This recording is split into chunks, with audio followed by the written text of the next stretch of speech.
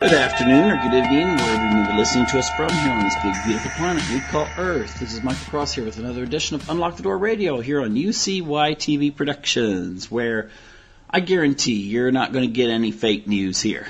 Okay.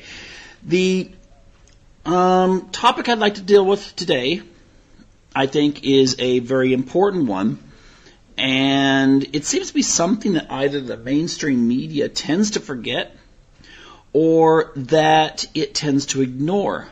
Not always, as I will bring up later. There are examples of some media that deal with it, but by and large, they don't. And that has to do with the disproportionate harm that today's economic trends are having upon specifically the working and the middle class of this nation. Now, before I begin, this is not going to be some sort of class warfare type of presentation. Instead, what I'd like to do is really analyze why we're at where we're at and what we can do to reverse this. Because ultimately, unless we don't, we're going to wind up with a two-class society in which we're going to have the super poor and the super rich and nothing in between.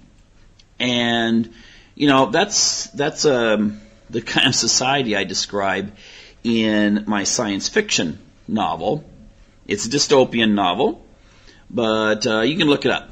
You know, it's called The Destiny of Our Past. You can Google Destiny of Our Past. You can check out Amazon and read the description there. But ultimately, it deals with this same subject of kind of a disconnected upper elite, but basically using many of the strategies we see in today's society to keep the rest of the society down, with ultimately the goal being to eliminate them. But you can check that out later. So anyway, what I would like to do now is just kind of see where we used to be and where we're at now. And ultimately, I think a lot of us can remember back to the 1970s. It was a time when, at least where I went to school, there was a great deal of optimism. Nobody really felt this kind of malaise. I know Jimmy Carter talked about a malaise, but it really wasn't so much of the depression you see in today's society, especially young people. And so you saw young people striving to get good grades, but they also, the ones that just knew they could do good, hard labor, were more than happy that when they got out of high school, they'd get a job at the local factory or plant or whatever. But that doesn't exist anymore. In the 1980s, you saw the gradual decline of the major industries of America, first due to the competition with more modern, for instance, steel plants in Japan. And also the Japanese started, kind of getting a corner on the cheaper car market. And that kind of caught our car companies by surprise. I think to a certain degree there was a level of arrogancy in our big automakers, which you could call an oligopoly at that time. It kind of still is. But what happened was you had this kind of, shift in our economy. You saw a lot of our big industries, such as steel and car manufacturing, starting to decline, and more imports coming in at that time, primarily from Japan, although some from Europe.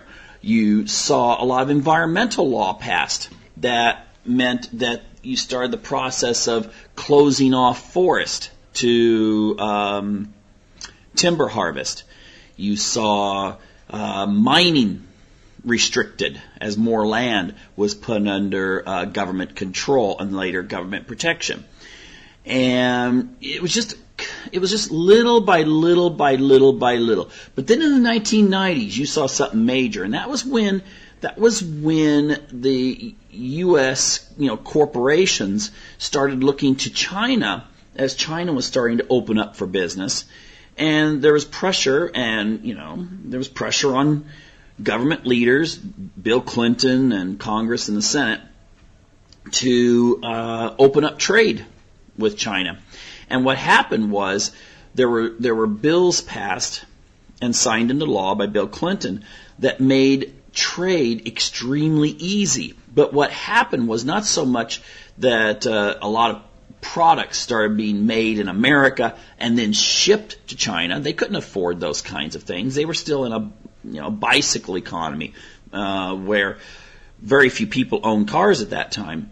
And appliances, well, appliances could mean going out and washing your clothes at either in the sink or at a local stream. I've seen that many times when I was in China back around 2001. And what happened was corporations started seeing that you had an extremely educated, hardworking population, that they could manufacture things for a teeny fraction of the cost of manufacturing in the United States.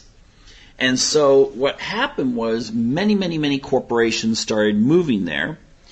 And so you started seeing a shift from made in Japan when it came to less expensive items to made in China. And this process has continued and continued. Now, of course, there's other factors that have come in. For instance, automation. Okay, there's a major amount of jobs that have disappeared because of automation. But we cannot ignore the fact that outsourcing, okay, both, via the internet later, and as well as corporations moving and setting up factories in Indonesia, China, Vietnam, and so forth, that has been a major blow to primarily the working middle class. And I put the two together, I guess, to make a distinction between the working middle class and the middle class is, I would say that most of the working middle class, you have a situation in which I don't know if you could put like an income level, maybe let's just say makes less than $100,000 a year. And I mean that as a household income, combined husband and wife income. And maybe these are all arbitrary. And maybe the middle professional class are people that have jobs that they either own their own companies or they have jobs that are professional, in which they're like doctors and dentists and psychologists and educators and so forth. Although educators can kind of fluctuate between classes there. Now, the class that I would say is hurt the most and is most vulnerable is the lower middle class. And here's the reasons why. And this is something I think a lot of our lawmakers really don't have a connection to, because most of them, even if they did grow up in less affluent circumstances, they don't really look back and see what their roots were. But most of our congressmen and senators and judges and people that have the prestigious professorships at universities and are people that control the media, they did not come from the working class. That's something that kind of died out with, maybe if you had professors back in the 1970s and 80s, they might say, yeah, my dad was a coal miner or something like that. But most of the time now, that's not the case. So anyway, let's just see why maybe you're seeing populism, and I mean that by both left-wing and right-wing populism, growing amongst these classes, because I think ultimately what happens is if you start seeing that your livelihood is in danger, that's when you start questioning the system. You see, this is a very interesting point that Maslow brought up in his hierarchy of needs. Essentially, if your lower needs are met, food, shelter, security, those kinds of things, that means you can think about higher order reasoning. That doesn't mean that people that are poor don't have reasoning. I'm just saying that what preoccupies someone who's poor is survival. And if they feel comfortable, that's when they start thinking about things like, well, any number of things, religion, intellectual pursuits, deeper studies into, any number of things, because then you feel like you're secure enough to do so. Now, so essentially, if you're fed and satisfied, you'll accept the assumptions behind the system, okay? More for the most part. Now, here's a difference between the classes, and I'm going to be very general on this before I go into a deeper analysis. Now, let's say you're poor, and you've grown up poor, and your frame of reference is poverty. Then you adapt to it. That doesn't necessarily mean you want to live that way, but to a certain degree, you don't know how to get out of it. You may watch TV, and TV has been a factor that's probably created a lot of anxiety and depression amongst people in poverty, because you can afford a TV, and it's kind of that peephole into paradise, as what was it, Michael Reagan talk show used to refer to it as. And the thing is that, you see rich people and so forth, and you see what you don't have. But ultimately, your surroundings and so forth, you're going to think in these terms. I was talking to someone just in reference to the issue of teenage pregnancy. If your mother had you when she was 16 and you grew up in those circumstances and you don't feel that you have the opportunity to go to university or to train for a job that's greater than your mom's, you may not be as apt to see a pregnancy in the sense of, oh my gosh, now my future is really going to be altered. And so this may explain, I think it does explain, why, for instance, very poor people tend to, if they get pregnant, they tend to have babies. And because there is this sense, first of all, that you see people around you that have been in the similar circumstances and they've pulled through. But you also see what is the opportunity cost. Okay, well, if your highest level of aspiration outside of maybe some sort of government assistance type situation is to get a job at a convenience store or any number of low-paying jobs, then actually having a baby may not be seen as an earth-shattering sort of thing at a young age. So, because then you can just go ahead and pick up later. As opposed to if you're a young woman coming from a middle-class background and you get pregnant when you're 16, then you may be, more inclined to abort or try to find some other option than raising this kid, because ultimately you're going to, if your goal is you're going to become a doctor someday, then this is going to really, really interfere with that. So it doesn't make it impossible, but it's going to make it a lot harder. So ultimately, many I've seen some studies that have actually said that one of the big factors of the many that are out there that influence a person's decision to engage, for instance, in premarital sex at a young age is often their aspirations. If they plan on going to university, then they are more likely to abstain because it adds that extra what if to the equation. Versus if you're not really you don't really have any of those kinds of plans, then it may not, that one factor may not be there to tilt the balance towards saying no or avoiding the situation in the first place. Okay, but ultimately the poor may not like where they're at, but they have adapted to a large degree to the social circumstances that surround them. So, it's not like, suddenly finding yourself like a fish out of water if something major might happen to you. Now, the lower middle class and the working class, okay? Usually there's they come from a situation in which their parents were able to maintain a home, a car, put food on the table, and they may have to work and come home sweaty and dirty and having to throw the clothes in the washer and dryer that evening, but they still managed. Again, you're used to what your parents had and your surrounding situation. And by the way, I will note that social mobility in the United States, it's not as common as we often believe.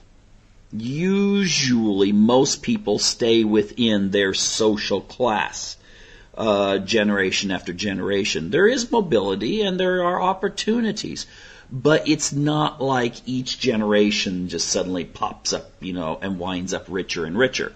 But we still have that kind of goal. Maybe if you're a coal miner, for those left from the Obama regulation years, if you're a coal miner, you might like it if your kid gets an education and maybe they become, maybe your daughter becomes a kindergarten teacher.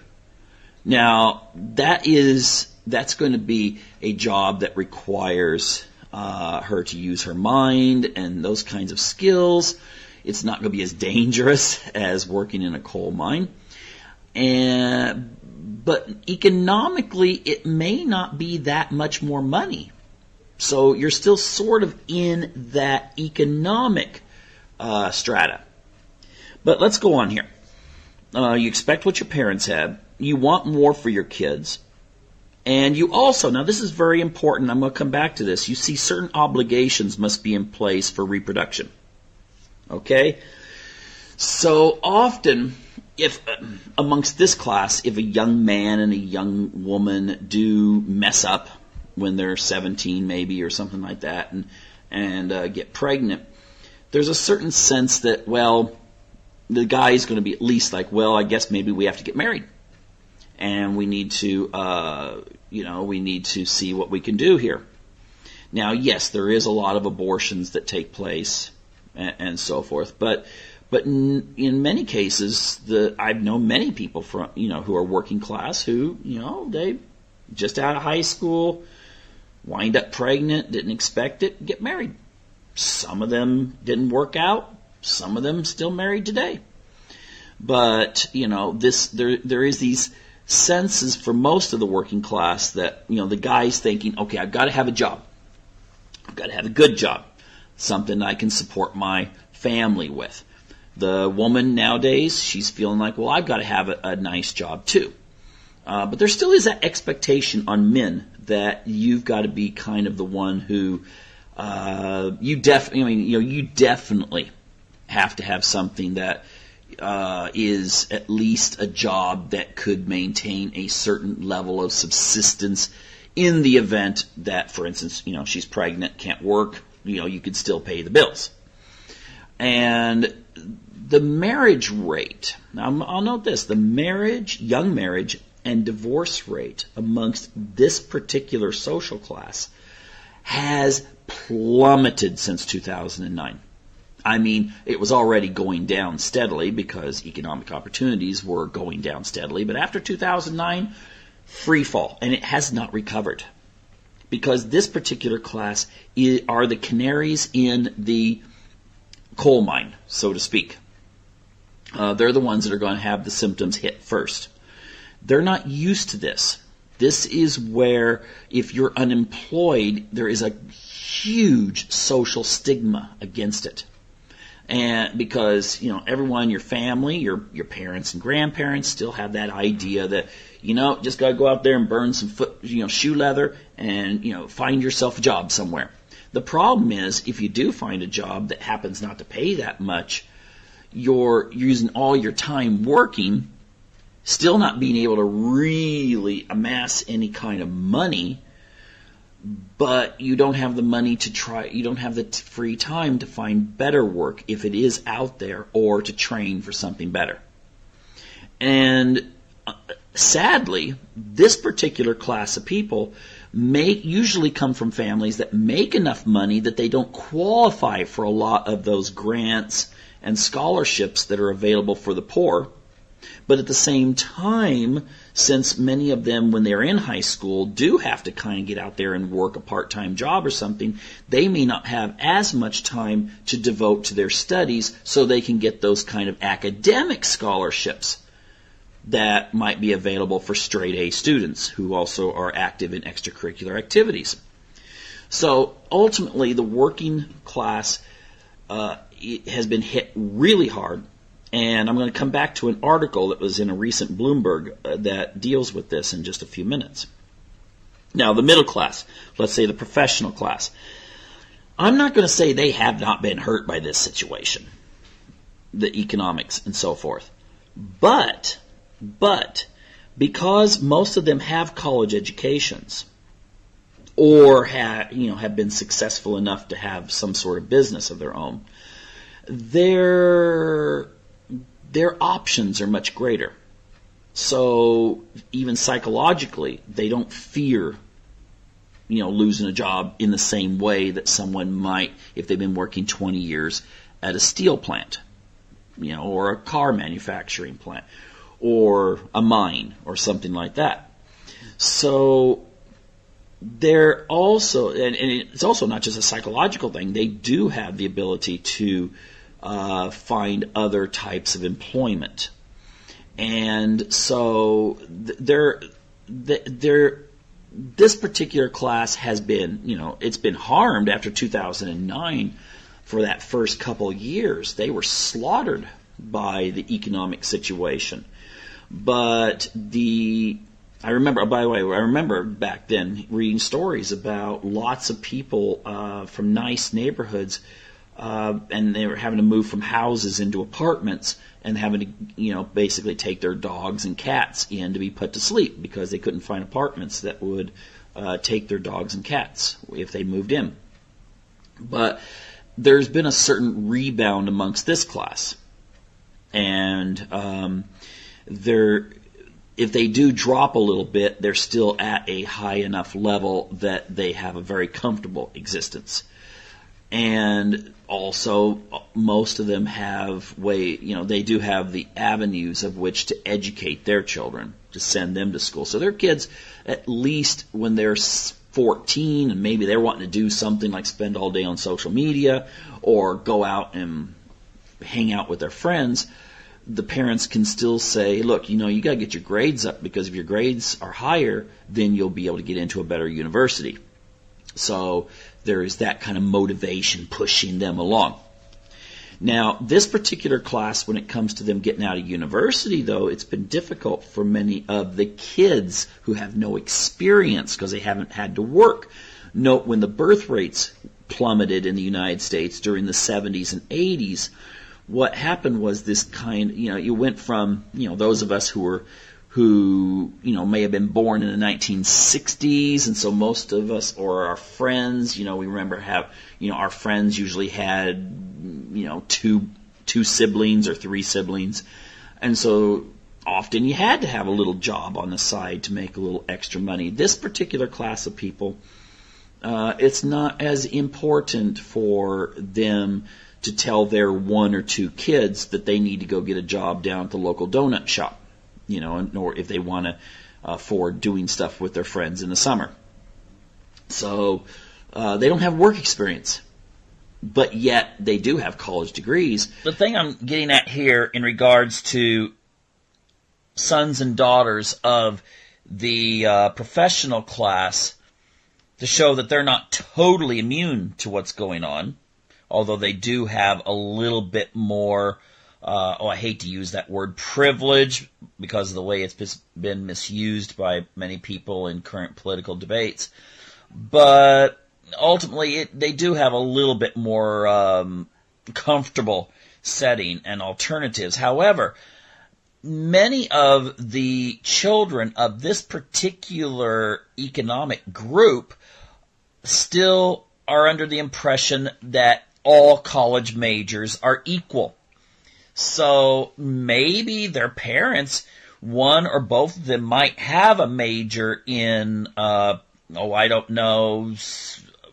of the liberal arts areas in which if you want to actually get a job in, with a degree in liberal arts, it often means you have to go for an advanced degree, a master's or a PhD. But many of them wind up with having a degree that they can't really market that well. Now, I did say this thing about privilege, and so maybe, mom and dad have a really nice home that, they can live in for a while until they find something that they can actually work at. Or they just have to go ahead and give in and work for mom or dad in their business. But, selling out, as they used to say in the 1960s. But ultimately, this class, even though they have been, I would say, stunted by recent economic developments, they may have a certain advantage through their connections, because often it's our networks in which we get connections to jobs. I read somewhere where half the people were introduced to their husband or wife by a friend.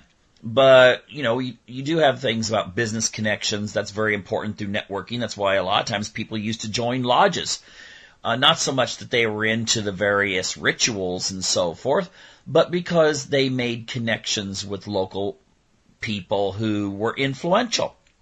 And the other advantages, too, is perhaps you have the money to be able to afford to even travel to another country and get work. So you're a little bit more mobile. Plus, usually through your educational background, these options have been presented as options.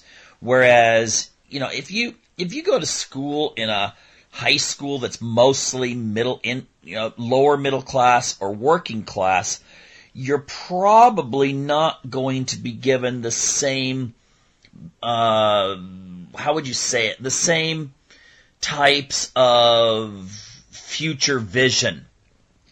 I don't say supervision, that's future vision that you would get in an upper class school. In an upper class school, but even public one, if you're in a nice neighborhood, there's going to be this sense of, maybe when you graduate high school, you're going to do that trip to Europe or Asia before going to university. You're going to have this idea that you may know people whose parents, or these people directly, that have some sort of jobs that are international in scope. But the people that go to school in middle class homes, or lower middle class and working class, their connection may be more in line with, oh yes, I have a brother or an uncle who travel the world because they're in the Navy or something like that. And so ultimately they're not going to have that same set of possibilities presented to them. And they may not take part in things where they will build these kinds of networks. All right? And so I have a daughter that went to a conference recently in Europe. And when she was in this conference, she was able to get a lot of friends. And these were people from all over the world. And for someone who's younger, they may feel like, well, this is just fun. I have more communication I can do. But maybe in the future, there may be opportunities where you have this kind of networking. So, there was an advantage for me having some connections to where I could arrange for this. The same with my sons. I had a son that went to a conference in China, and now he works in China. Even though he was 15 when he first went to China, it made it a possibility. But this is not very common for people on that lower middle class and working class background. The thing that I would like you to maybe take a look at, and you just have to Google it. Google Bloomberg, young white America is haunted by a crisis of despair. Now, I'm not trying to contribute to this despair right now, because I said I'm going to talk more about what people can do to counter this in their life or the lives of their children or grandchildren, okay? But it does point out some of the things that I have said, that you often judge yourself according to the people around you. And so if there are declining opportunities, but yet the people that graduated or got work when your parents were your age, and they have this expectation that you'll do the same, then that can create a lot of depression and anxiety. I talked about this, it's not in the article, but I talked about this in a previous show. It even decreases your testosterone levels. And whereas we usually associate testosterone with sexual characteristics, it's also associated with aggressiveness. And I mean that in a positive sense.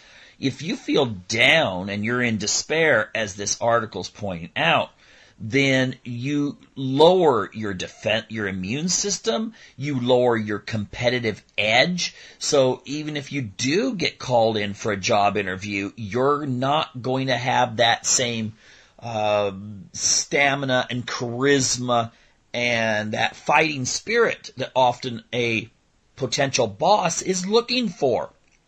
So this just compounds the situation. So if you've had a few interviews, then it's sort of like, well, I got to go to another one. And so this is a problem. Now, often when we get these images of people unemployed or underemployed, we start thinking what it must be doing to the marriage. But here's something interesting about millennials, especially of the group I talked about. The lower educated, perhaps, with not with the masters and PhDs and so forth. And the basically the people who just have found themselves in a spot where they're in trouble, maybe economically, who knows, they may have like $100,000 in student loans, and there's no way that they can figure out how they're going to pay for those working at a hamburger flipping joint, and they can't afford the money or get the opportunity to perhaps get a higher degree, or even to switch into a different sort of major. I've read about a lot of people who have, though, they maybe get a 4-year degree in, I don't know, let's just throw it out, history or sociology or something like that. And then they're kind of like, well, now what? They're in debt. They have this degree that they can't get work in. So they go back and get a job in computer programming, or they get a job, they learn how to do plumbing or welding or something like that. The irony is, if they get those kinds of jobs, because those jobs are not slated to be replaced by robots and automation for a very long time. So the irony is that the people who do find get this kind of employment where they know how to fix things, make things, that sort of thing, not part of the factory system, I might add. But like I said, plumbers and so forth, they make good money and they have a lot more potential when it comes to saving and being able to show stability, get married, buy a home, and so forth. So that's something, though, our culture looks down on. It's like, in fact, in schools. Now, you got to remember, I want people to remember this. All of the people you ever had as a teacher were more than likely college degree holders. Often, especially in the high school level, they had something like a master's degree or a PhD. Now, the irony here is they're seeing the world from their eyes. Oh, you need to go get a college education or you're not going to succeed. Now, true, if you graduate with nothing and you have no ambition to go out there and get something else, then you may then you may be in a lot of trouble if you're just going to just grab a job and work because you like that money and it's fun, but there's not the stability in it. You might want to consider that usually the reason why your teachers aren't saying, well, yeah, you should look into the blue collar line of work, is because those teachers don't know anyone who's blue collar. They may not even be from families where there's anyone with blue collar. backgrounds. So therefore, their way of seeing the world is through go to school, get an education, and so forth. But not everyone can be a teacher, okay? There's a glut of teachers. I don't care what you hear about propaganda-wise. Unless you're like a really, really, really, really, really good math teacher or special ed or something like that, you're going to have a hard time getting work as a teacher. That doesn't mean it's impossible. It's just difficult in the United States to land a teaching job. But I can make a whole show about that. Anyway, something that's very interesting, though, that maybe makes a difference between when people maybe in the 50s lost a job, and it did happen. Things happen if you lived in a small community especially. And today is, here's a quote. A very, very interesting quote in reference to, some of the problems a person can face. It states, meanwhile, marriage is happening later and less often. Religious affiliation and union membership have declined. So when life doesn't work out well for millennials, they're on their own. And let's think about this. Many of these millennials have been raised in families where they're the only kid. Or maybe they have a brother or sister. I don't know. But think about that. I've read about the depression being lower in Mexican immigrants, first-generation immigrants, much lower than that of the Anglo or black populations in the United States. It catches up with them, the next generation. But when they first move in, though, they often come from, at least traditionally, large families. Now, the advantage of that, even though, you learn how to fight, and that's actually a good thing, in a sense. I mean, animals, when they're cubs or whatever, they fight each other, and then they, work together, and they fight each other. And this is part of growing up. We had this kind of daytime psychology pop TV culture that's like, we got to make sure our kids are this, and this, and this. We got neurotic parents who are listening to this kind of stuff, and we have a situation in which the fighting spirit is kind of lowered. Oh, speaking of fighting spirit, I got to say this. Come on. I was talking to someone recently. He is 19 years old. And I said, well, what do they do in PE nowadays? I remember when I was in physical education, we had that, we had the tough, get out there and run around the track. And if you come in last, you got to run an extra lap, type of teaching. But I'll guarantee you, everyone, sweat at the end of that. You had to go in, take a shower, the whole thing. It was a workout. And the idea was that this would help people be in shape and to respect getting in shape. And he said, well, the only thing we have to do is, like, for instance, where I went to school, and this was in California, is get the little badminton, what they call it, puck or whatever it is, over the net, and also take a short quiz on the rules of badminton. And I'm thinking, wait a minute, what about the whole running around the track, and what about this? And he's like, well, no, we don't do that anymore. Well, we didn't do it at our school. I'm thinking to myself, oh my gosh, you've got to have a situation where you challenge people.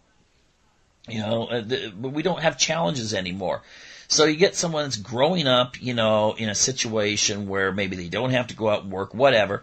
They're in, they have maybe one sibling or maybe no siblings. And then when they get to be adults, they wind up in a situation in which, if things go wrong for them, who do they call up? As opposed to, let's say, the Mexican family, and I have 5 brothers and sisters. They call up and say, hey, I'm having some trouble. And one of them says, hey, for now I can get you a job where I work. Come on in and put an application in. You don't have that advantage so much if you're from one of these small families. And then we throw in religion. Now, what I said about the fraternal organizations holds true for religion too. Often, someone at your church, and then you can go in and say, hey, I can't find work, or, I just got laid off, or whatever. And then some churches, they have someone in the church whose job it is to, find some employment for you. It's kind of that networking thing I was talking about. If you're a member of a lot of organizations, be it church, synagogue, mosque, fraternal organization, union, as they state here in this article, and the most important organization is your family, that's going to help you out a lot.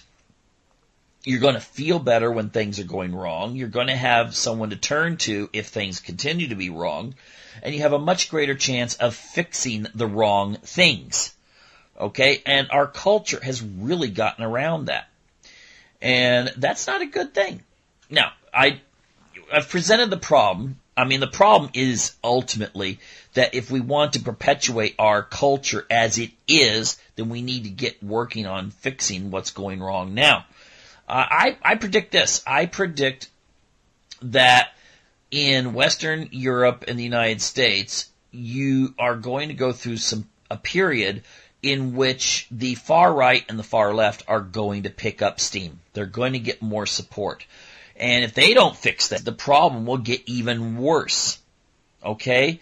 Because much of the problems in the United States and Europe are the same, and they stem from the same globalization in which the people that have been left behind are the ones of the lower classes.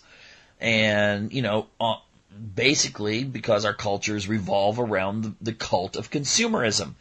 That, hey, if I can get lots of stuff, that measures how good I am. And so the marketers play on all those neuroses, and you go out and buy and buy and buy, and, it's never enough. But if you get it cheaper and cheaper and cheaper, you don't care. In fact, the quality even goes down. You don't care if I can buy 20 of something for what I used to pay for one, but that one would have lasted your whole lifetime, but the 20, it breaks, and then you replace it, and so forth. Our culture is so ingrained in this at the top. Let's make more and more money and more profits, less and less workers, more and more profits. And you've got the other classes going, I want things cheap. In fact, whether you agree with his policies or not, Trump did come out and encourage people to buy American. And I noticed a lot of people in social media were like, oh, this is so old-fashioned and blah, blah, blah, and really criticizing it. Well, I'm sorry that if you live in America and people aren't buying American stuff, you're not going to put Americans to work. Okay? Not everyone can work at a coffee shop. All right? Not everyone can be a social worker, and not everyone can be a teacher. In fact, you're going to need less teachers because not as many babies are being born right now, which means eventually you're going to be seeing more schools closing down and unemployment amongst teachers rise. So this is not going to work out unless we do try to go back and fix some things. Now, first of all, I would start, if I was Trump or, Senate or Congress, I would not be talking about free education. All right? Now, I understand that it's difficult to get a college education nowadays. But I know this would be very unpopular, and I know it wouldn't work because it wouldn't get through Congress and the Senate. But I would say that there should be an examination of what majors we need in the future, what majors are going to get you employment, and prioritize them for anything. I mean, whether it is grants to low-income college students, or if we do go for some sort of, voucher system. I wouldn't say just make college totally free, because then the colleges are going to jack up the cost and then lay the bill at the federal government. But maybe if you had some sort of voucher, stipendium system where you're allowed a certain amount of money, but maybe instead of majoring in underwater basket weaving or the anthropology of transgendered, Spartans or something back in the 3rd century. I don't think they had that, but anyway, I just had to think of something atrocious there. That you would instead have to use that for a trade school, a 2-year degree, or you would have to use that for a degree where, for instance, engineering or something in the medical field. So ultimately, we would be investing not in just some blanket, let's just send everyone to college and, many of them taking majors that will not get them jobs in the future, But instead we would be placing money where it would do the most good for building the economy later. And there will be a transition period that's going to take 20, 30 years before we start using robots to get rid of many of these skilled jobs, okay? The low-skilled jobs are going to go bye-bye. The upper-skilled jobs won't. Not so fast. And so therefore, that's where we should place our priorities. 2 is we need to start maybe looking back to the hippies. I'm not joking about this. You could look at whether it's the Mormons. I'm not talking about nowadays, because I don't think there's that big a difference when it comes to middle-class Mormons, when it comes to the way they see the world, and middle-class Baptist and middle-class atheist or whatever in regards to consumerism. However, I would say if we look back at the 19th century, the way the Mormons tried to pull together and have certain things in common and so forth, I think that could actually be something that would be advantageous for people to start considering. A family could get together and create some sort of idea for investments and so forth. And this works really good if it's a large family, so that you're pulling your resources together, and even when it just comes to just buying food in bulk and saving money that way. We have to get past this whole consumerist ideal. Our society will die, and I mean that literally. And if the rest of the world becomes consumeristic, it will die. Now, I don't mean everyone's just going to lay down and die. I do mean, though, that they're going to die as an entity that will propel us to further and further advancement. Consumerism could be, likened to being a virus, okay? It's not a good thing. It's good at first, but it doesn't perpetuate itself, okay? It's like a young woman who decides, I'm going to go out and I'm just going to do all kinds of wonderful things for humanity, but she doesn't ever have children. Once she's dead, that legacy's gone. And if she had, maybe in theory had children and trained them with the same, we got to go out and save the world and help people, and then those children had that same ethic, I got to go out and, it would grow, and it would be a really great lineage of people helping and helping and helping. Instead, you get one person, does all these wonderful things at once, and then it's over. Okay? That is not good, and that's what our culture is doing right now. We got great spreadsheets and profits and so forth, but it's going to end if we don't get back to pulling together in small communities first, meaning families, and then maybe network those families, and then go higher, and so forth. But that's where the concentration has to be. Think globally, act individually and locally, okay? More of a libertarian way of looking at it, but we can't just think of ourselves as total individuals. We have to work on being self-sustaining, strong individuals, but because we are part of a strong network. That's like if things did fall apart. Let's say we do go all Walking Dead and society collapses and all kinds of horrible things happen. Well, it's going to be much better to be in a network than it is going to be just sitting there going, I hope no one comes and raids my house. Okay? Networks provide security in times of peace, in times of war, in times of good, and times of bad. And we have to get back to that. We have to get also away from this idea of we have to be at a certain level before that we can consider forming families. Millennials can't wait till they're 50 in order to get married and start a family. Not going to work. Women don't have babies at 50, okay? Unless they had like an embryo put in them from a donor or something like that, and even then that costs a ton of money. So you got to have a system in which you have to start the ethic of people just figuring that, it may be hard at first. It may be a struggle at first, but that's what makes people stronger. Read up on all these married couples that have been married 50, 60, and 70 years. They didn't wait until they were financially secure. They just decided, you know what? We work together as a team. It's you and me against the world. And that's the way it has to be. All right? Not as individuals that just happen to come together and think, maybe we could make a good couple, but more of I'm on your team, you're on my team. And so let's get out there. And, in that respect, I'm going to give some respect here, someone I normally don't. And that's to Bill and Hillary Clinton. Look at what they've done, what they've accomplished together. I know some people are going, oh my gosh, what did he just say? But it is true. They worked together and achieved a lot more together than either of them would have achieved alone. We have to instill that in our young people today and then make sure that they don't look to the culture. The first thing the first thing we should be doing is encouraging people not to turn on the stupid TV. Get out of that TV habit. Television's toxic. It promotes the consumerism. That's toxic.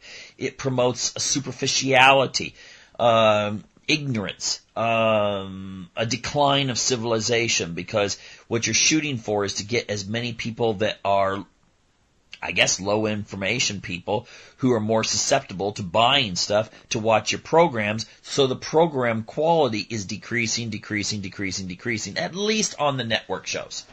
Okay? The only shows I watch are the ones that are on, produced on cable. Because they're once in a while I like a little fantasy or something like that. And I find that they're much more intellectually stimulating. I'm not trying to be arrogant here. I'm just saying I feel really weird if I sit and watch most network TV shows. I feel like, who is this made for? Seriously, who is this made for? It's canned laughter, obviously, but people are laughing at that joke? I mean, you know what I mean? We got to get out of that. I'm saying pull away from the culture. Okay? And what I mean by the dominant culture. Become smaller, more closely united cultures in your church or synagogue or whatever. We got to pull away. Because right now, it's just like, think about it. Get an analogy that we're just like lemmings. Lemmings don't commit suicide. Okay? They just follow the crowd looking for new land to live on. So the young ones go out, because the burrows are all taken where they were raised, and they go out on a journey. Well, sometimes that journey takes them to the ocean, and they don't realize that's not just a little stream right there. So they jump in and they start swimming and they become fish food.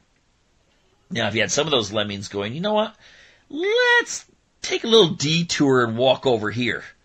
Maybe you're not going to find as good a place as you had, when you grew up. But you're not going to drown. And because that's where our society's heading, is that big ocean that you cannot swim across. And so we need really to change our values.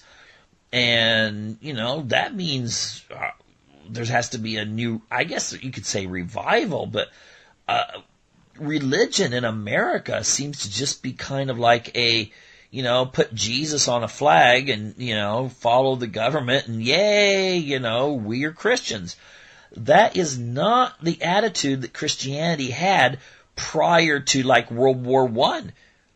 Google that, by the way. I don't know the name of the article, but someone shared that with me on social media. There was an article written by someone who looked at it. Type in religion in America response to World War I and put in follow the state or something like that. Obey government. Because the article was going through all these different religions and how they reacted to World War I. And it was kind of like the start of religion not being like this separate entity that was there that would say, respect the law and stuff like this, but ultimately you have to see your, God and so forth as being the most important factor in your life. And it started turning into this like partnership, and to the point I was watching a documentary a while back, dealing with foreign policy in America, and they had this big mega church where they brought people dressed up as soldiers. And, they were talking about something like, I don't know, Soldiers for Jesus or something like that. And they were in full military uniform. And I'm going, oh my gosh. Seriously. I mean, can you imagine the Apostle Paul or someone bringing in, people to a church meeting dressed as centurions? Or gladiators? And it's like, yeah, gladiators for Jesus, I mean, come on. We got to get past that. And that's why I say a 60s thing. So you don't have to be conservative to do this. You can be liberal. Heck, you can be some sort of herbal vegan nudist organization or something like that. And it's going to be better than just kind of going along to get along in today's society, because things are not looking good for staying in that level of just complacency and conformity. So ultimately, and also, if your kids go to school, education's vital, okay? If your kids go to a really good school, you've got a lot of advantages, okay? If your kids go to a school that, my son went to a school for a year that, you got detention even for excused absences over a certain number. And and they were very rule oriented. It was in a working class community. And it was very rule oriented. You had to do this, and you could get in trouble for almost anything. And that's the way a lot of working class schools are, and lower middle class. So what you need to do is you need to supplement your kids' education.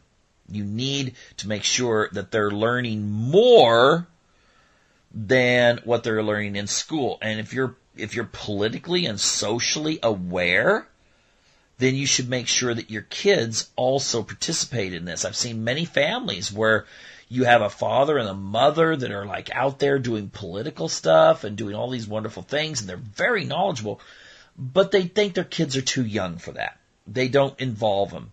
And then they wonder why in, 10 years' time, they're at like some sort of rally for one cause, and their kids might be like, Mom, Dad, why do you do that? My college professor says that that's really stupid. Or you see what I mean? You've got to involve your families. You can't just treat kids as if they're like kids until they're maybe 18, and then you're like, by the way, let me tell you about what values we have and what and why we believe this way. Well, the kids already formed their values. They've probably been raised on social media, children's networks on TV, and those kinds of things. And so, don't be surprised if they're totally negative to your views from then on. And then you're wondering, what did I do as a parent? Well, you didn't do anything, and that's the problem. You sheltered them. Don't shelter your kids. Let them be involved. I've known families that take their kids like 5, 6 years old and go to a state senate meeting, and the kid, like when they're 7, gets up and gives a 30-second speech for a committee. I mean, think of how wonderful that is for their learning. And usually their kids turn out fantastic. Sometimes a little weird if they're, I mean, not weird in a bad way, but like, they're entering college when they're 13. Okay? And they're getting straight A's when, in their freshman year. Not bad, obviously. But we've got to pull away. And this, this is a situation in which it does mean the difference between, what not just what direction our country's going to take, but if the country's going to even endure as a strong entity in the future. And so, we can't just give up and say, well, the millennials are a lost cause. Seriously, you can't do that, because when people are in a situation of